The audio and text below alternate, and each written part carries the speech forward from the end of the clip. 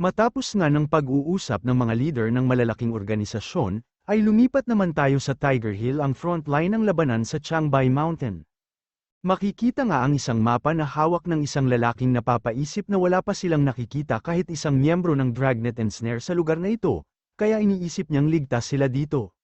Sinabi nga niya sa kanyang mga kasama na dito na muna sila magpapahinga ngayong gabi, pero dapat ay manatili silang alerto para sa anumang lihim na pag-atake na pwedeng mangyari. Sinabi nga din niya na ang lahat ng miyembro ng Dragnet and Snares ay mga dalubhasa sa labanan, at dapat silang mag-ingat sa mga flying swords nila. Hanggang sa bigla siyang magulat nang mapansin niyang 8 na lamang sila at nawawala na ang 2 nilang kasama, at muli nga ay may sumakal sa isa niyang kasama mula sa likuran. Pero nang tignan niya ito ay wala naman siyang nakita, pero dahil sa narinig niyang tunog ay sinabi niyang kung sino man ang nasa kakahuyan ay dapat nang lumabas. At muli nakarinig nga siya ng kakaibang tunog mula sa mga yin-restoring ng ating bida na mabilis patungo sa kanila. Agad na silang nagpanik at tinatanong kung ano ang mga gray streams na ito. Napapatanong nga din sila dahil ang pagkakaalam nila ay puro espada ang armas ng mga Dragnet and Snares. Hanggang sa lumabas ang isang lalaki at sinabi na sila na lang ang natitira, ito nga ay ang ating bida na bitbit ang isa sa kanilang kasama at nagtatanong ng impormasyon patungkol sa camp nila sa likod ng Tiger Hill. Pag sumagot na daw sila ay bibigyan sila ni Shu ng mabilis na kamatayan.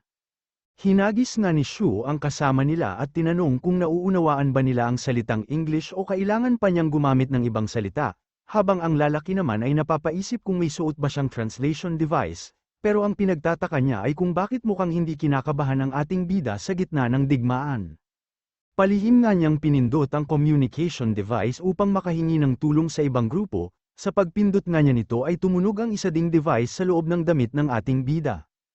Tinanong nga niya kung nais ba niyang humingi ng tulong sa ibang grupo, pero may kalahating oras na nga daw napatay ang kabilang grupo wika ng ating bida, sabay hinulag ang kanilang communication device, at dinurog. Hindi nga siya makapaniwala na patay na ang kabilang grupo, naka-on nga lang daw ang communication device nila sa lahat ng oras, pero wala man lang silang narinig na kahit ano.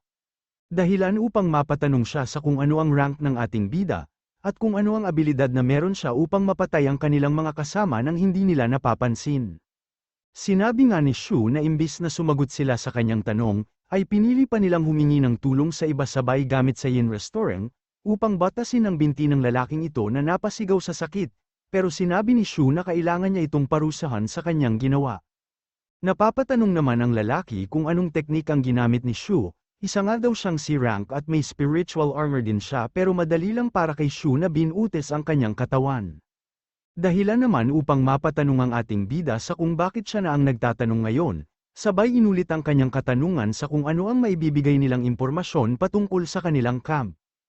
Habang iniisip na hindi niya talaga forte ang interrogation, kaya napagdesisyonan niyang makipagpalitan ng impormasyon upang hindi na siya mahirapan pa. Sinabi nga ni Shu na magpalitan sila ng impormasyon at pinauna na din niya itong magtanong. Agad ngang tinanong ng lalaki kung ilang ang B-ranks na miyembro ng Dragnet and Snares, sabay sinabi na matapos sagutin ng ating bida ang tanong niya ay sasagutin naman niya ang katanungan ni Shu. At sinagot na ni Shu ang kanyang tanong, sinabi niya na may 1,000 B-rank sa Dragnet and Snares, dahilan upang maisip ng lalaki na niloloko lang sila. Hindi bali na nga wika naman ang ating bida. Sabay sinabing ikamusta na lang nila siya sa mga miyembro ng Dragnet at Snares na namatay, at pinagbili na sabihin sa kanyang mga kasamahan na siya si Lu Shu ang 9th Dragnet, na ipaghihiganti silang lahat. Matapos nga niyang mapatay ang mga ito ay iniisip ni Shu na patay na ang lahat ng kalaban sa paligid niya, pero kakaiba nga daw ang kanyang nararamdaman. Dahil matapos niyang pinatay ang mga ito ay hindi pa din mawala ang galit sa kanyang puso na tila nagliliyab. Masyado na nga daw madaming nasaktan at namatay sa kamay ng mga banyaga, na ang tingin sa kanyang mga kasamahan sa Dragnet and Snares ay tila mga laruan lamang. Kung hindi nga lang daw siya napilitang magtago habang hinahanap ang misteryosong lalaki, ay malamang sa nagamit na niya ang lahat ng abilidad na alam niya upang patayin ang lahat ng banyagang cultivator. Nang bigla namang may kumaluskos na agad niyang napansin, ito nga ay ang mga individual cultivator na agad ginamitan ng yin restoring ni Shu upang patayin. Saktong-sakto nga daw ang dating nila wika pa ng naiinis at nagagalit nating bida. Samantala ilang oras naman ang nakalipas ay napansin ng isa sa mga miyembro ng Dragnet and Snares na mayroong apoy sa malapit, kaya agad niyang pinatigil ang kanyang mga kasama at napagdesisyon ang tignan ito. Dahan-dahan nga siyang lumapit at sinilip ang ating bida, dito ay nagtataka siya sa kung ano ang ginagawa ng isang binata na mag-isa sa tabi ng apoy, ang tapang niya wika pa nga ng lalaki. Hanggang sa bigla din niyang napansin ang mga nagkalat na katawan ng mga namatay na individual cultivator, dahilan upang mapatanong siya sa kanyang sarili kung ang binata ba na nakikita niya ang pumatay sa mga ito. Pero biglang may gray stream ang nagtungo sa kanya, dahilan upang magulat ito at sabihin na may formation sa malapit, isa itong bitag wika nga niya sa kanyang mga kasama na agad niyang pinapaalis. Pero bigla namang pinabalik ni Shuang Yin restoring at sinabing miyembro ka ng Dragnet di ba? Hindi mo kailangang kabahan dahil kakampi niyo ako wika naman ng ating bida, sabay inimbitahan sila sa tabi ng apoy upang makapagpainit. Nag-signal pa nga ito sa kanyang mga kasama, habang tinatanong kung sino daw ba ang ating bida at kung ano ang nangyari sa mga nagkalat na katawan. Isa lang akong pangkaraniwang cultivator wika naman ng ating bida, at kung ang mga patay daw ang tinatanong niya ay pinatay niya ang lahat ng mga ito, matapos silang ma-attract at lumapit sa apoy. Iniisip nga ng lalaki mula sa dragnet na tila sila mga insekto na lumapit sa apoy, upang magpakamatay sinabi na masyadong matapang ang ating bida kung siya lang talaga ang pumatay sa mga ito. Sinabi naman ni Shu na aanyayahan na niya ang kanyang mga kasamahan upang makapagpahinga din sila, at ang ating bida na daw ang bahala na magprotekte sa kanila habang nagpapahinga sila, dahilan upang matahimik ang lalaki. Iniisip naman ni Shu na hindi pa din siya pinagkakatiwalaan nito, pero nauunawaan naman daw niya na kailangan nilang maging vigilant dahil sa digmaan. Gayunpaman ay nilabas naman niya ang kanyang seal, at dito ay nilabas ang tenga ng mga miyembro ng Dragnet and Snares na nabawi niya mula sa mga kalaban. Yan ang mga kanang bahagi na tenga ng mga kasamahan natin wika pa nga ng ating bida, at kinukolekta daw ito ng mga banyagang cultivator upang ipagpalit ng rewards. Sabay sinabi na siya na ang bahala na magdala nito sa base nila, dahil mas mainam kung hindi na niya kailangan pang bumalik muna sa base. Agad namang nagpasalamat ang lalaki at tinago ang mga ito. Hanggang sa ilang sandali pa ay kasama na nila ang iba pang miyembro ng Dragnet and Snares, dito ay tinanong ni Shu kung ano ang ginagawa nila sa kabundukan, at kung mga gerilya ba sila at may special ba silang misyon. Sinabi naman nila na mga gerilya nga sila at plano sana nila na mag-set up ng ambush sa Tiza River, at ayon na daw sa kasama nilang Sense-type Awaken ay madaming mga kalaban sa lugar na yun, kaya pwede silang makapatay ng mas madaming kalaban. Ganun ba wika naman ang ating bida, pero kung siya nga daw ang tatanungin ay mas mainam kung hayaan na lang nila na ang kalaban ang lumapit sa kanila, kaysa magpakapagod silang hanapin at habulin ang mga ito. Dahilan upang maisip nila na mayroon palang loko-loko na gagamitin ang sarili bilang bitag, at sinabi pa nga ni Shu na mas mainam kung gayahin nila ang style niya. Pero iniisip lang naman nila na masyadong tiwala sa lakas niya ang ating bida, at isa pa ay mga pangkaraniwang cultivator lang sila. Hanggang sa ilang sandali pa ay dumating ang isa nilang kasama na nagpatrol, sinabi nga nito na may mga natagpuan pa siyang bangkay sa kalapit na lugar, pero sinabi lang naman ni Shu na pinatay niya din ang mga nakita niya. Sinabi nga ni Shu na masyado na siyang madaming napatay sa tabi ng apoy, kaya matapos makita ito ng iba ay kailangan niyang habulin ang mga ito kaya wag na silang magtaka kung may makita pa silang bangkay sa kalapit lugar. Dahilan naman upang maisip nila na 7 o 8 squad na ang napapatay ng ating bida, tanging Dragnet lang din ang makakagawa nito ayon sa kanila, pero nasa camp naman daw nila ang lahat ng mga Dragnets ngayon. Tinanong naman ni Shu kung ano ang kanyang pangalan, at dito ay nagpakilala ang kanilang captain bilang si Eugene. Sunod ay tinanong ni Shu ang kanyang rank, at sinabi nga nito na nasa peak na siya ng C-rank kung saan ay magiging B-rank na din siya sa loob ng 6 na buwan. Dahilan upang maisip ni Shu na kung ang captain nila ay C-rank, ibig sabihin nito na mas mababa sa kanya ang mga rank ng kasamahan niya. Kaya sinabi ng ating bida na masyado nang mapanganib ang mga susunod na lugar at mas mainam kung babalik na sila ng camp. Pero hindi nga daw sila pwedeng bumalik, isa pa ay nagtungo sila dito upang lumaban kaya hindi sila natatakot sa panganib na pwede nilang makaharap. Nauunawaan ko ang nararamdaman niyo wika naman ng ating bida, at sinabi na mas mainam kung magtungo na lang sila sa norte, dahil masyadong mapanganib ngayon dito sa Tigerback. Pero hindi nga daw sila mga duwag, at dahil sa inaatake ang Changbei Mountains ay kailangan nilang harapin ang panganib upang protektahan ang teritoryo ng kanilang bansa, sinabi nga din niya na kung lahat sila ay magtatago ng dahil sa takot ay kailanman hindi nila magagapi ang mga kalaban. Pero humawak lang naman si Shu sa kanyang balikat, at sinabing matatalo nila ang kalaban dahil siya mismo ang gagawa at uubos sa mga ito. Muli nga ay sinabihan niya ang mga ito na bumalik na sa kanilang camp, at sa pag-alis niya ay sinabi niya na siya na ang bahala sa Tigerback at Tiza River. Samantala sa base naman ng Dragnet ay inutusan ni Ji Chao ang isa sa kanilang kasama upang ay paalam kay Nieting na handa na ang mga sasakyan. Agad naman itong sinabi ng kasama ni Ji Chao kaya nagpaalam na si Nieting kay Zhu Jin. Pero bago siya tuluyang makaalis ay binuksan ni Zhu Jin ang pintuan at sinabi na hahanap siya ng ibang paraan.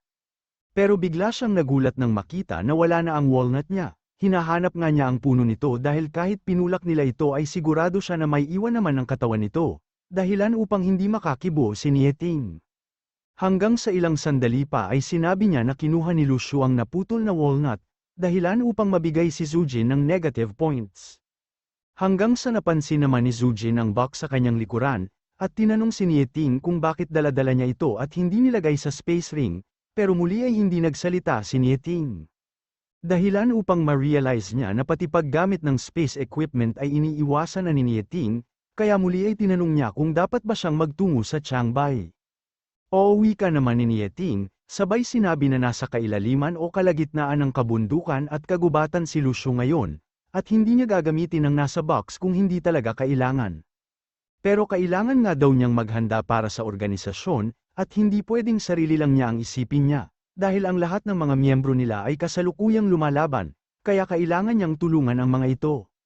Sabay nagpaalam kay Zhu Jin, pero bago siya makaalis ay sinabi niya na may nakalimutan siya, at napatanong nga si Zhu Jin sa kung ano ang ibig niyang sabihin. Dito ay sinabi niya na tama ang pagkakakilala niya sa ating bida.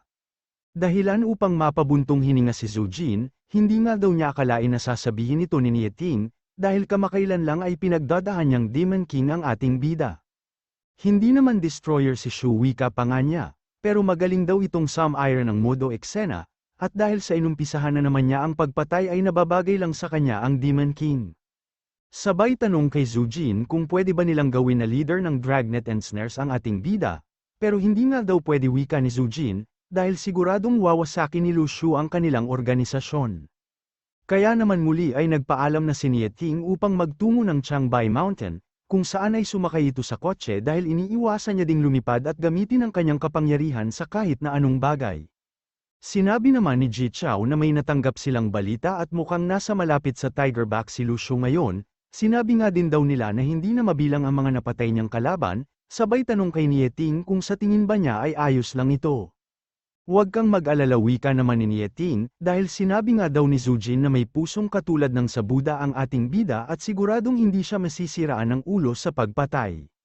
Samantala nagtungo naman sila Zuan sa bahay nila Shu upang kamustahin si Xiaoyu. Pero kahit anong katok nila dito ay walang sumasagot, dahilan upang maisip nila na malamang sa nagtungo na din ng Changbai si Xiaoyu. At hindi nga sila nagkamali, dahil tulad ni Qingxi ay patungo din si Xiaoyu sa Changbai Mountain upang tulungan sa labanan ang ating bida.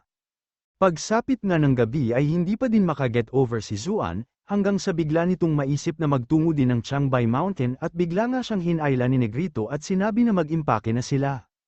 Habang nasa eroplano nga sila ay tahimik si Zuan, hanggang sa bigla niyang naisip ang tanungin si Negrito kung sa tingin ba niya ay mababasag ang itlog ng ating bida habang naglalakad, dahilan naman upang magulat si Negrito.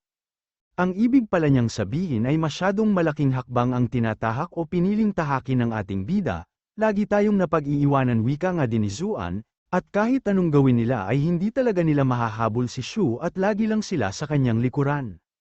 Samantala sa base ng Linet ay hindi makapaniwala ang kanilang leader, hindi na nga daw nila makontakt ang lahat ng mga tauhan nila sa frontline, at malamang na nakalaban ng mga ito ang mga elites ng Dragnet and Snares. Maging ang ibang malalaking organisasyon nga daw ay hindi na din matawagan ang kanilang mga tauhan sa frontline, ganun pa man ay mas madami pa din ang bilang ng mga tauhan ng ibang organisasyon kumpara sa kanila, kaya hindi nila masyadong ramdam ang epekto nito. Masyado nga ang galit nito nang ma-realize na ginawa lang silang cannon fodder o tila bala ng kanyan at pinaunan sa labanan, at tinanong nga ng kanyang tauhan kung dapat pa ba silang magpadala ng mga tauhan, syempre wika lang naman ng leader nila. Pero hindi nga daw pwede na sila lang ang magpapadala ng mga tauhan nila at nais niyang makausap ang leader ng ibang organisasyon. Kailangan nga daw nilang sabihin na madami silang nakitang elites ng Dragnet and Snare sa Tiger Hill o Tigerback, upang magpadala sila ng mga tauhan at mabawasan ang bilang ng mga nasasawi sa organisasyon nila. Samantala sa isang kagubatan naman sa Chiangbai ay pinupunasan ni Shu ang dugo sa kanyang trident, habang iniisip na mas kaunti na ang mga banyagang cultivator ngayon, sabay tanong sa kanyang sarili kung natatakot na ba sila, dahil nagsisimula pa nga lang daw ang ating bida. Hanggang sa bigla siyang nakarinig ng kaluskyo, na agad din naman niyang tinignan at inakala nga niyang mga kasamahan niya ang mga ito dahil sa kanilang kasuutan.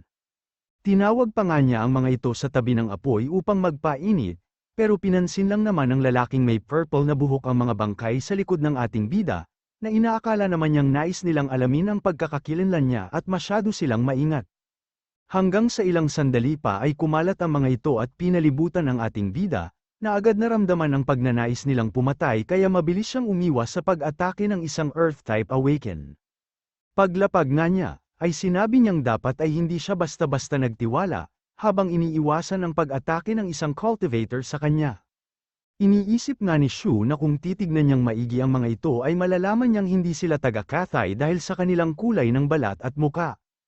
Malamang nga daw na special team ang mga ito mula sa malalaking organisasyon, at hindi nga sila nagsalita upang hindi mabisto na hindi sila marunong mag-Cathay o hindi marinig na iba ang accent nila. Iniisip nga din ni Shu na mayroong isang B-rank sa mga ito at ang iba ay puro C-rank na. Matapos nga silang maglunsad ng pag-atake ay natawa pa ang mga ito, pero bigla namang sinipa ni Shu sa muka ang lalaking may berde na buhok dahilan upang tumama ito sa isang malaking puno. Malamang nga daw na madaming pangkaraniwang miyembro ng Dragnet and Snares ang pwedeng mahulog sa kanilang bitag, kaya naman kailangan niyang patayin ang lahat ng mga ito. Pero masyado nga daw silang madami at pwede nilang magamit ang kakahuyan upang magtago, malamang nga din daw na agad tatakbo ang mga ito pag naramdaman nila ang lakas o kapangyarihan ng ating bida. Hanggang sa maisip niya na mayroong river o ilog sa malapit, at kung mapapapunta nga daw niya ang mga ito sa ilog ay siguradong mapapatay niya ang lahat ng ito at walang makakatakas. Matapos naman siyang umiwas sa ginawang pag-atake ng isang Earth-type Awaken ay sinabi ni Shu na wala siyang karapatan upang isuot ang uniform ng Dragnet and Snares, sabay tinapakan ng ulo nito dahilan upang masabsab ang kanyang muka sa lupa. Pagkatapos nito ay agad na tumakbo ang ating bida upang masimulan niya ang pagpapahabol sa kanila. Masyado namang nairita ang kanilang leader na may isang mata at sinabing habulin at patayin ang ating bida. Nagsimula nga sila sa paghabol at atake kay Shu, pero mabilis lang naman niyang naiiwasan ang mga ito habang patuloy na nagpapahabol. Ilang sandali pa ay iniisip nito na mahigit isang oras na siyang hinahabol ng mga ito, kaya malamang sa hindi din sila pangkaraniwang mga cultivator, gayunpaman ay mas pamilyar nga daw siya sa lugar at pwede niyang magamit ang mga nasa paligid niya. Tulad na lang ng punong ito, pero mabilis lang naman itong hiniwan ng lalaking may brown na buhok, upang gawing panggatong. Matapos nga nito ay biglang nawala sa kanilang paningin ang ating bida, kaya tinatanong niya ang kanilang leader sa kung ano na ang dapat nilang gawin. At sinabi nga nito na tignan nila ang lahat ng marka na pwedeng naiwan ng ating bida upang mahanap siya.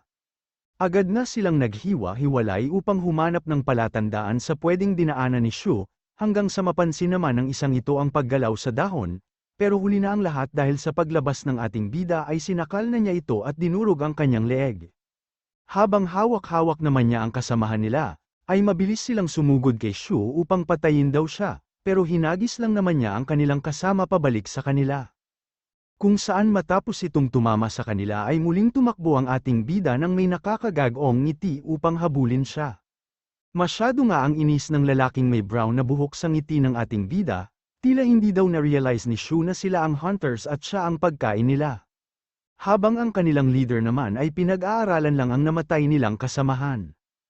Ayon nga daw sa marka sa leeg ng kanilang kasama ay isang B-rank at strength type Awaken ang ating bida, at dahil naman sa maayos na bakas ng paa niya ay sinabi nito na malamang sa bihasa na siya sa pakikipaglaban at pagpatay. Kaya matapos ang pagsaliksik niya sa katawan ng kasama nila at mga naiwang bakas ng ating bida ay sinabi nito na malamang sa B-rank si Shu at nasa middle stage.